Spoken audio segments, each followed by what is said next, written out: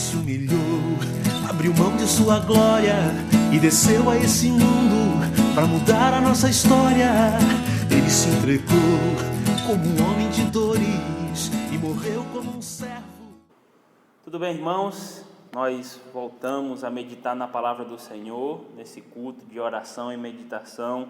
Nós louvamos a Deus porque em meio a todas essas dificuldades Ele tem sido presente, a sua graça tem nos assistido em todos os momentos da nossa vida. Louvamos a Ele por Jesus Cristo, seu Filho, e é sobre o sacrifício de Jesus Cristo que nós queremos meditar nessa noite que o Senhor nos tem dado. Hoje vamos falar sobre os privilégios e as responsabilidades que nós temos em Cristo Jesus. Em muitas áreas, irmãos, da nossa vida, nós experimentamos os privilégios e de responsabilidades. Por exemplo, no nosso trabalho, na escola, na faculdade, no casamento. Então, em todas essas instituições, nós experimentamos tanto dos privilégios que temos por fazer parte delas, por estar nessas instituições, mas também temos as nossas responsabilidades como indivíduos dentro de cada instituição dessa. Na vida cristã não é tão diferente. Temos privilégios e também temos responsabilidades.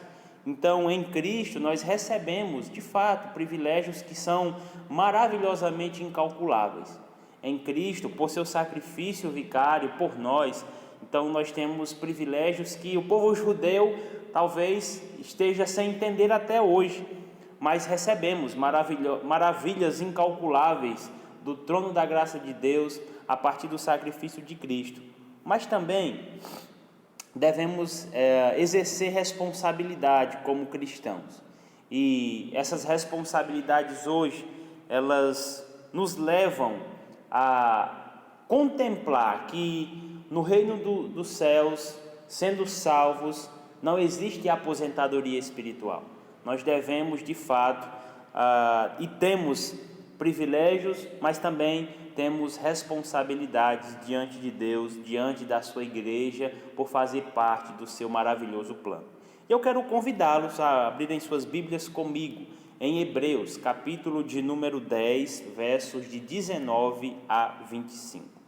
Hebreus, capítulo de número 10, versos de 19 a 25. Quero convidá-los a estar lendo comigo essa parte, essa porção das Escrituras. Hebreus capítulo 10, verso de 19 a 25. A palavra do Senhor nos diz o seguinte: Tendo, pois, irmãos, intrepidez para entrar no Santo dos Santos pelo sangue de Jesus, pelo novo e vivo caminho que Ele nos consagrou pelo véu, isto é, pela sua carne, e tendo grande sacerdote sobre a casa de Deus, aproximemo-nos com sincero coração, em plena certeza de fé, tendo o coração purificado da má consciência e lavado o corpo com água pura. Guardemos firme a confissão da esperança, sem vacilar, pois quem fez a promessa é fiel. Consideremo-nos também uns aos outros para nos estimularmos ao amor e às boas obras. Não deixemos de congregar-nos, como é costume de alguns, antes façamos admoestações e tanto mais quanto vedes que o dia se aproxima. Vamos orar. Deus eterno, nós te suplicamos a tua graça, teu favor em nossas vidas e que teu Santo Espírito possa esclarecer as tuas verdades ao nosso coração e também aplicá-las de modo prático no nosso cristianismo, no nosso viver, e que possamos, Senhor, sermos edificados pela tua palavra nesse dia que o Senhor nos tem dado, e que essa semana, Senhor, e restante de semana, possa ser na tua presença, meditando na tua palavra e crescendo, Senhor, em espírito e em verdade, meditando no sacrifício e na grandiosidade do teu plano eterno sobre nós. Obrigado, Senhor, por tua palavra, por cada irmão, que o Senhor nos ajude a passarmos por esses momentos, olhando para Jesus, o autor e consumador da nossa fé. É no nome dele que nós te oramos agradecidos. Amém. Irmãos, Hebreus, ela é uma epístola escrita para judeus que já tinham aceitado a Jesus como Salvador. Nós não sabemos necessariamente quem era o autor de Hebreus, dessa epístola. No entanto, pelas nuances veterotestamentárias, ou seja, por todo o conhecimento do Antigo Testamento, nós entendemos que o autor de Hebreus era um judeu daqueles fervorosos que de fato entendiam a lei, entendiam os profetas, entendiam os salmos. Então o autor de Hebreus era uma pessoa que tinha muito conhecimento do Antigo Testamento. Então sua mensagem principal aqui no Novo Testamento é justamente mostrar que aquilo que era do Antigo Testamento eram sombras daquilo que se concretizariam de forma mais plena, se concretizariam de uma forma muito mais satisfatória na pessoa de Jesus Cristo, no seu ministério, na sua vida, na sua morte, na sua ressurreição. Então, a mensagem principal de Hebreus é mostrar que Jesus Cristo é superior às sombras do Antigo Testamento. Então, se você der uma passagem rápida em Hebreus, você vai notar que Jesus Cristo é superior aos anjos. Então, Jesus Cristo é superior à mensagem de Jesus é superior às revelações que os anjos trouxeram. Então, Cristo é superior a Moisés, superior como sumo sacerdote. Então, você vai entender, é superior a Melquisedeque. Cristo é o sacrifício, é sacerdote, é rei superior a tudo aquilo que foi descrito no Antigo Testamento. Nessa seção do capítulo 10 é justamente isso.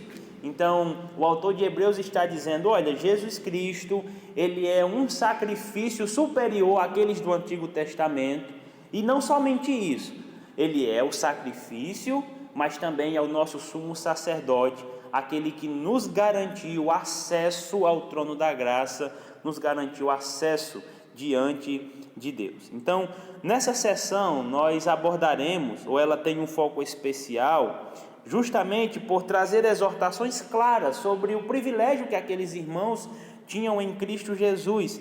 O autor ele quer lembrar de que a obra sacrificial de Jesus nos concedeu privilégios diante de Deus. A obra sacrificial do Senhor nos concedeu de fato grandes privilégios diante de Deus, mas também responsabilidades. E por entender privilégios e responsabilidades nesse dia, eu quero meditar sobre as implicações do sacrifício de Jesus Cristo na nossa vida, na vida do crente. Então, o texto que nós lemos, ele nos dá, de fato, nos traz 3 implicações que estão para nós de forma muito clara como ordens. Então, a primeira delas, eu quero meditar com os irmãos nesse dia, a primeira implicação prática é que o sacrifício de Jesus Cristo nos aproximou de Deus e nos leva a nos aproximar. Observe comigo a palavra inicial do verso de número 22. Então, o autor de Hebreus, após fazer todo aquele comentário, diz: aproximemo-nos, verso 22. Aproximemo-nos com sincero coração, em plena certeza de fé, tendo o coração purificado de má consciência e lavado o corpo com água pura. Então, a primeira implicação prática para a nossa vida, por entender o sacrifício de Cristo, é que nós nos aproximemos de Deus.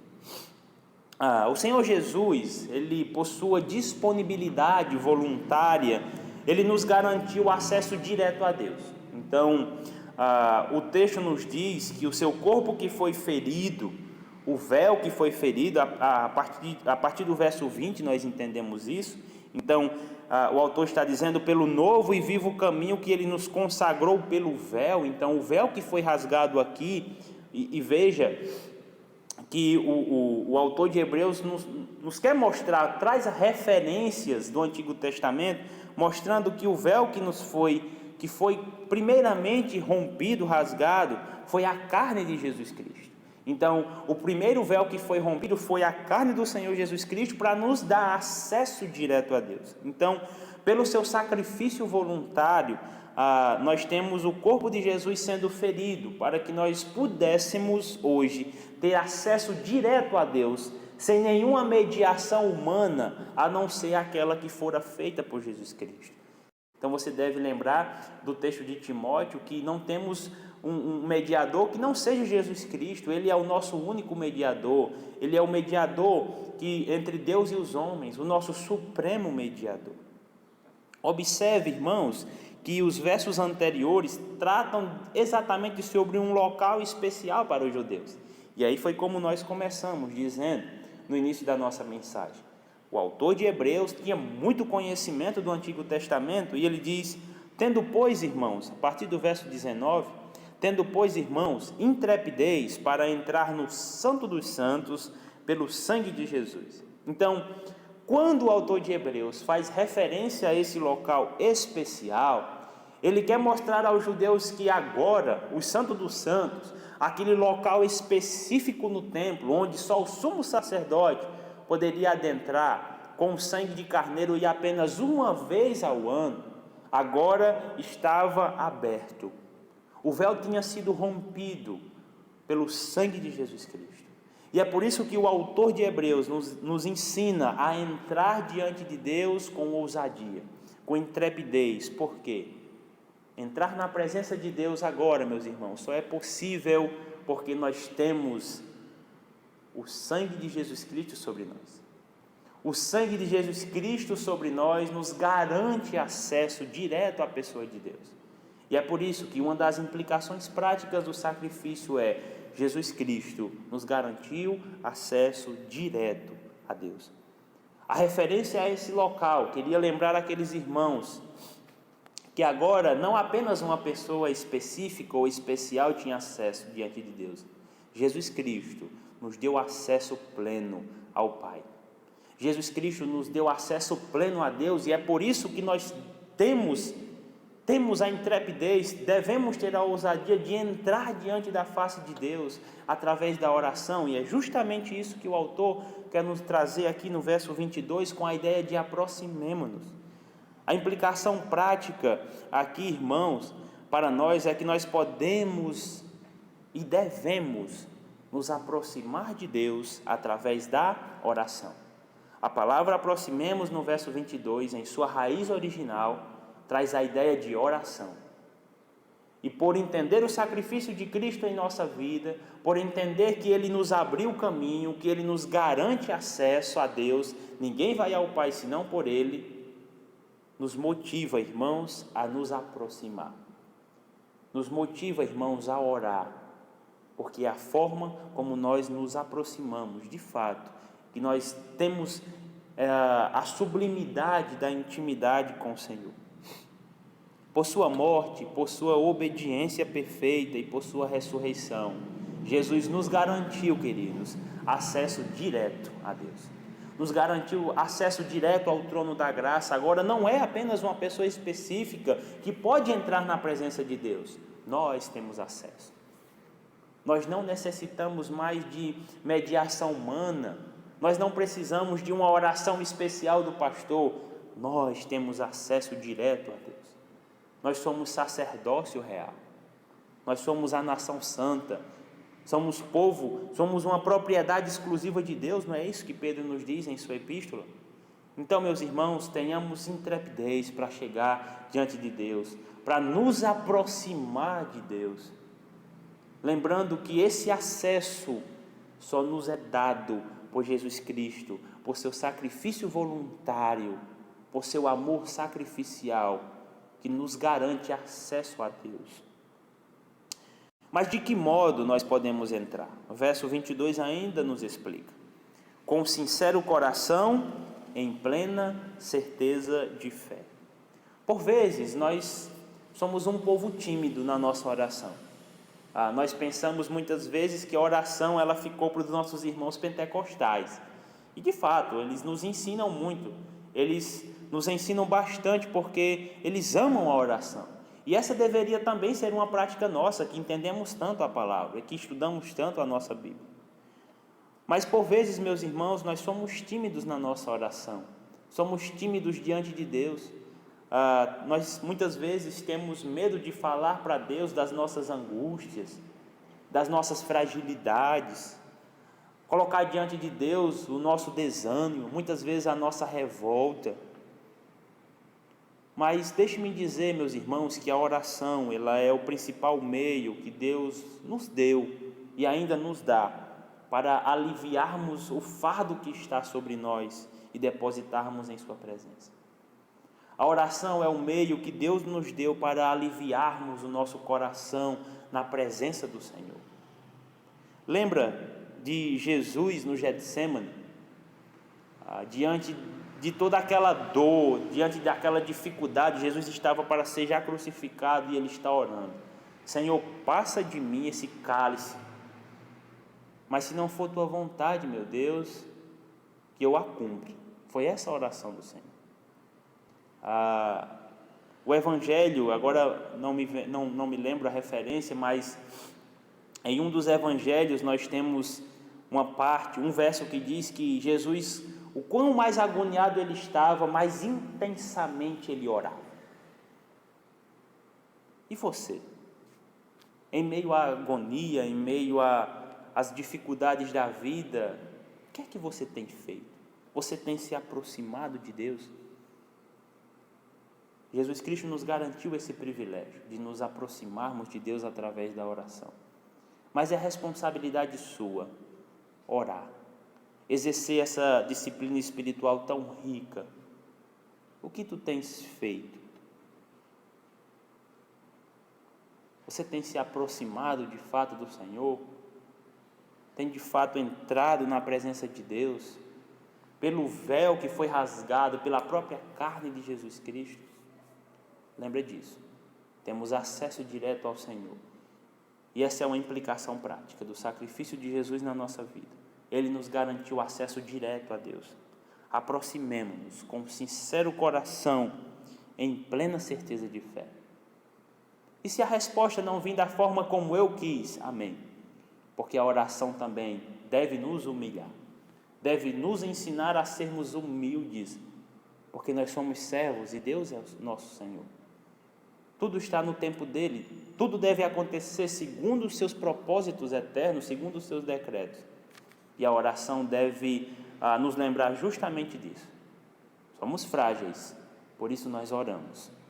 E somente o sacrifício de Cristo nos garante esse acesso. E por já termos garantido esse acesso, nós aproveitamos e fazemos uso dessa disciplina espiritual tão rica que nos ensina a entrar diante de Deus com humildade, sabendo que Ele é Senhor e nós somos servos. Mas ainda, o sacrifício de Jesus Cristo traz uma segunda implicação, segundo esse texto para nós, que nós guardemos, verso de número 23, ou seja, a implicação prática do sacrifício de Cristo para a nossa vida é que nós perseveremos na nossa fé. Então, o sacrifício do Senhor nos motiva a perseverar, a guardar a nossa fé. Verso de número 23. Guardemos firme a confissão da esperança, sem vacilar, pois quem fez a promessa é fiel. O autor de Hebreus, ele sabia, meus irmãos, das aflições que este povo sentia em seu coração. Nós não podemos descartar isso. Provavelmente o autor sabia justamente que as perseguições, o desprezo, a zombaria que aqueles irmãos estavam passando, talvez estivessem desestimulando, fazendo alguns a fraquejar, a voltar atrás. E certamente, como aqueles corações, o nosso coração hoje não é muito diferente. Então, talvez aqueles irmãos estivessem pensando: rapaz, melhor é que eu estivesse onde eu estava, sendo judeu mesmo, ou vivendo uma religiosidade vazia, seria muito mais confortável. Ou estivessem pensando: olha, ser cristão não dá para mim, é muito pesado, as aflições são muitas, eu não resisto. Talvez estivesse sendo essa, ou esse o pensamento daquela comunidade, ou de alguns irmãos. Então, temendo que alguns irmãos retrocedessem, o autor os encoraja a perseverar. O autor os encoraja a guardarem a fé diante dos momentos difíceis, mas olhando para Jesus Cristo. Talvez essa seja uma situação nossa, uma situação muito comum, diante das dificuldades, diante daqueles problemas que nós achamos que não tem solução. O que o autor de Hebreus diz é: guardemos firme a confissão. Mesmo diante das dificuldades, o que o autor nos encoraja é que guardemos a nossa confissão de fé e perseveremos na fé. Então, quando o autor traz essa exortação, traz esse ânimo para os irmãos, para mim ficou muito claro aqui duas coisas, dois pontos que me chamaram bastante a atenção nesse texto.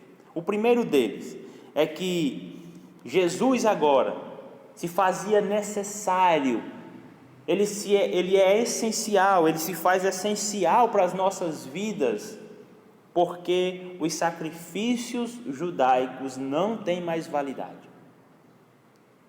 Observe os versos de 3 a 10, nós lemos o seguinte: entretanto, nesses sacrifícios, e aí o autor de Hebreus estava falando sobre os sacrifícios mosaicos nos versos 1 e 2, e no verso 3 ele diz: entretanto, nesses sacrifícios faz-se recordação de pecados todos os anos, porque é impossível que o sangue de touros e bodes remova pecados. Por isso, ao entrar no mundo, diz: sacrifício e oferta não quiseste, antes um corpo me formaste. Não te deleitaste com holocaustos e ofertas pelo pecado. Então eu disse: eis aqui estou, no rolo do livro está escrito a meu respeito, para fazer, ó Deus, a tua vontade. Depois de dizer como acima: sacrifícios e ofertas não quiseste, nem holocaustos e oblações pelo pecado, nem com isto te deleitaste, coisa que se oferece segundo a lei, então acrescentou: eis aqui estou para fazer, ó Deus, a tua vontade. Remove o primeiro para estabelecer o segundo. Nessa vontade é que temos sido santificados, mediante a oferta do corpo de Jesus Cristo, uma vez por todas. Então, segundo o nosso texto, segundo a leitura, o sacrifício de Jesus agora se faz essencial, porque as ofertas que se faziam no Antigo Testamento não passavam agora mais de meros formalismos.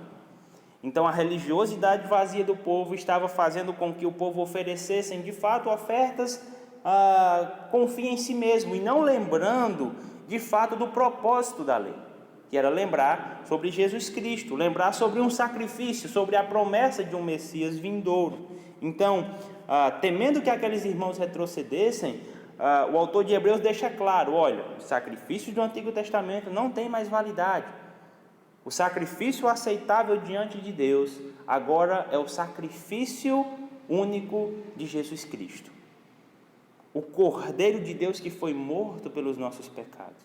E um segundo aspecto: nós somos privilegiados, irmãos, por vivermos em um tempo onde desfrutamos da promessa concretizada de Deus, ou seja, nós vivemos no tempo em que Jesus Cristo, o cumprimento da promessa, já veio e morreu pelos nossos pecados. Isso está muito claro a partir do verso 39 e 40 de Hebreus capítulo 11. Depois de passar por toda a galeria da fé, o autor de Hebreus encerra dizendo o seguinte: ora, todos estes que obtiveram bom testemunho por sua fé, não obtiveram, contudo, a concretização da promessa. Ou seja, aqueles que viveram pela fé, obtiveram bom testemunho, não obtiveram a concretização da promessa, ou seja, eles não viram o Messias prometido.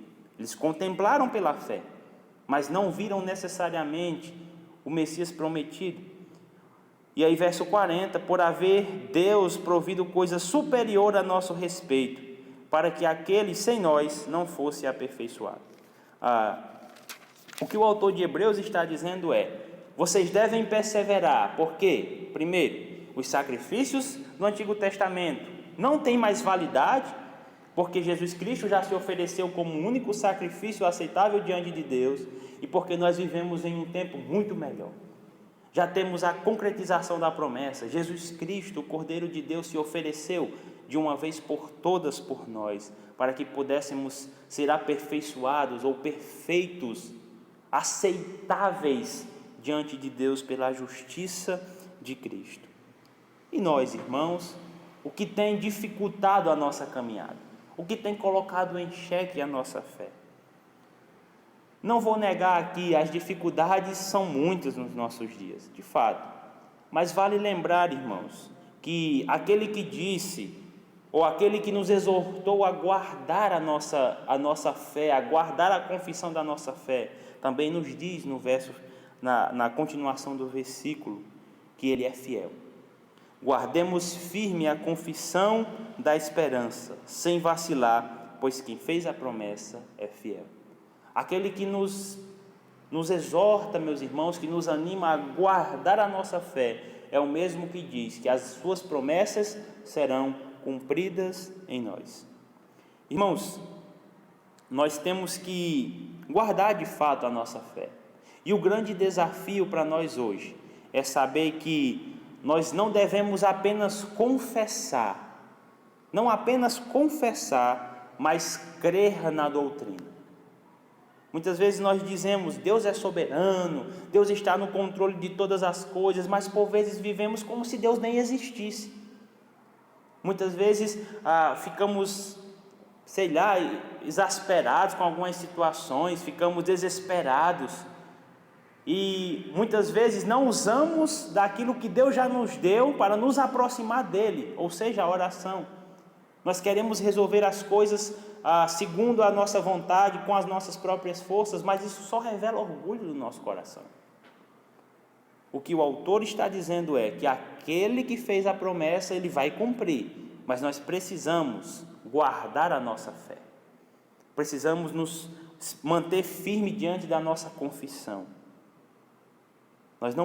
Nós devemos, irmãos, confessar a doutrina, mas também crer naquilo que nós professamos. É muito fácil professar que cremos que Deus é soberano. Professamos, mas será que cremos verdadeiramente nisso? Será que realmente cremos verdadeiramente que Deus é soberano sobre todas as coisas? Algo a se pensar, mas o que o autor está dizendo é que guardemos firme a confissão da nossa fé, porque aquele que prometeu é fiel. O Deus que nos fez promessas de estarmos na sua presença, descansando eternamente em sua presença, irá cumprir. Mas nós precisamos guardar a nossa fé, perseverar e nos manter firmes. Uma terceira implicação desse texto para as nossas vidas, implicações práticas, é a palavra que está exposta lá no verso 24, consideremos, ou seja, o sacrifício do Senhor Jesus para a igreja hoje nos ensina o amor fraternal. Então a ideia de considerar-nos aqui é a ideia de exercer um amor fraternal. Então, como nós já percebemos na leitura desse texto, na leitura dessa carta, e aqui é o meu desafio para você ler Hebreus, é que a carta não foi escrita, ou a epístola não foi escrita necessariamente para um indivíduo, para uma pessoa particular, mas foi escrito para uma comunidade agora unida pelo sangue do Senhor Jesus Cristo, feitos família por seu sacrifício.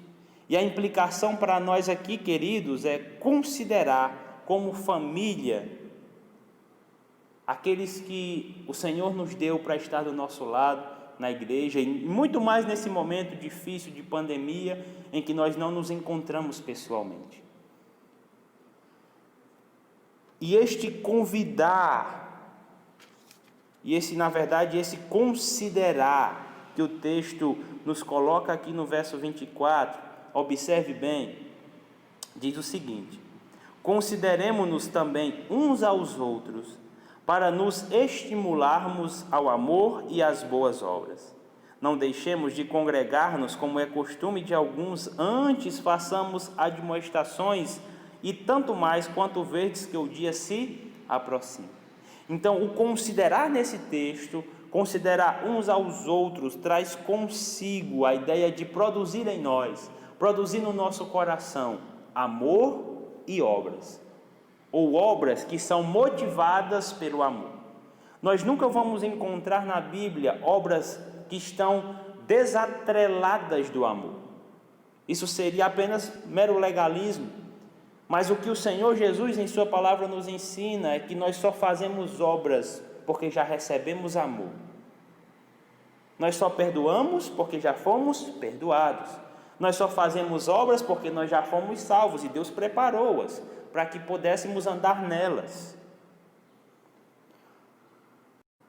A importância, irmãos, de entendermos essas verdades é que chamar o outro de irmão vai muito além do que um mero formalismo, do que uma saudação cortês. É viver verdadeiramente como família.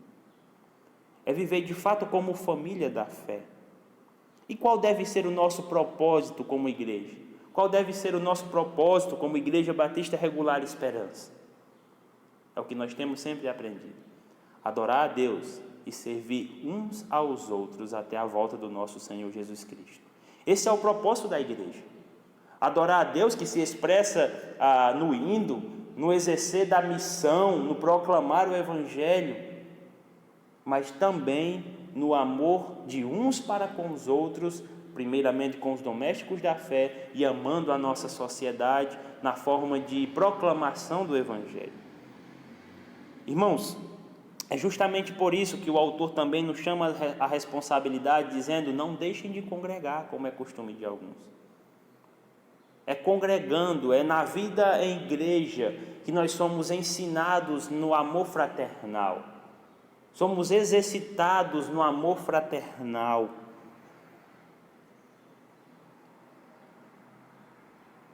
Porque é como igreja, meus irmãos, que nós desenvolvemos tanto os dons, como somos aperfeiçoados espiritualmente. É justamente isso.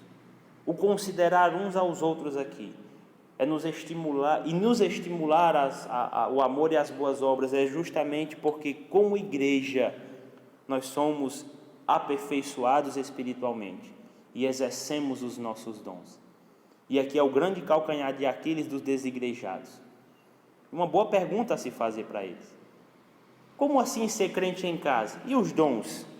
Como ser aperfeiçoado espiritualmente sem a igreja? E você? Talvez esteja aí nesse tempo, desanimado, pensando que a igreja não é tão essencial para a sua vida. Você pode viver aí escutando pregações na internet e sendo crente sozinho. Mas o que a Bíblia nos ensina é: consideremos-nos uns aos outros. Não deixemos de congregar. Isso é importante, porque é a vida na vida que nos faz crescer espiritualmente como igreja. E para quem verdadeiramente sente falta da igreja, sabe o que é de fato considerar uns aos outros. Uma coisa que eu aprendi muito cedo na minha vida, que igreja não é, você não ir para a igreja não é ser igreja. Ir para a igreja não é ser igreja. Você pode estar domingo após domingo, sábado após sábado, em dias comuns, indo para a igreja sem ser igreja, sem estar sendo estimulado no amor e nas boas obras. Irmãos, indo para os momentos finais dessa mensagem, eu te pergunto, e faço essa pergunta para o meu coração: o que nós aprendemos com tudo isso? Primeiro, fazemos parte de um plano maravilhoso, e por fazermos parte desse plano maravilhoso, esse plano eterno de Deus, nós somos aproximados e nos aproximamos de Deus por Jesus Cristo. Segunda verdade, nós recebemos auxílio espiritual para caminharmos juntos na fé pelo exemplo de Cristo. E por último, nós crescemos espiritualmente no exercício do amor fraternal. É isso que esse texto de Hebreus nos ensina. A igreja, por sermos igreja e fazermos parte desse plano eterno, somos aproximados por Jesus Cristo, somos aproximados de Deus por Jesus Cristo. E aí cabe a nós nos aproximarmos continuamente de Deus através da oração, sempre lembrando que tudo isso por Jesus Cristo. Recebemos auxílio espiritual por caminharmos juntos na fé, e porque Jesus Cristo perseverou até o final na sua missão, e isso nos ajuda a caminharmos, a perseverarmos em meio às dificuldades dos nossos dias. E por último, nós crescemos espiritualmente por exercermos o amor fraternal como igreja. E muito mais nesses dias difíceis, os dias online. Exercendo esse amor fraternal, apesar de online, de uma forma ou de outra, mas Deus nos deu uma igreja para que cresçamos espiritualmente no exercício desse amor, lembrando sempre do Senhor Jesus Cristo. Meus irmãos, eu quero terminar essa mensagem orando e dizendo que, e o meu desejo, na verdade, é que Deus possa estar consolando o seu coração por fazer parte, ou por saber, Deus possa estar consolando o seu coração por você saber que faz parte desse plano eterno e da igreja do Senhor Jesus Cristo. Há muita zombaria por aí falando sobre igreja. A igreja é comércio e tudo mais. Mas é através dela, meus irmãos, que nós fazemos parte de um plano eterno, de um plano maravilhoso, de bênçãos incalculáveis. E é só através dela, através da palavra do Senhor, que nós crescemos espiritualmente, nos estimulamos e recebemos auxílio espiritual para os dias difíceis. Que o Senhor nos ajude, que o Senhor nos abençoe, nos faça crescer em sua graça e no conhecimento da sua palavra. Vamos orar. Deus eterno, nós te agradecemos por esse dia, pelo teu amor, pelo teu cuidado, pela pregação da tua palavra. Cuida do teu povo, abençoa a tua igreja e ajuda-nos a viver segundo a tua vontade, crescendo para a tua glória, e nos ajuda a nos estimularmos no amor fraternal, a nos aproximarmos do Senhor e a guardar firme a confissão da nossa fé. Essa é a nossa oração, Senhor, em Jesus Cristo. Amém. Que conheçamos e prossigamos em conhecer o Senhor. Deus abençoe.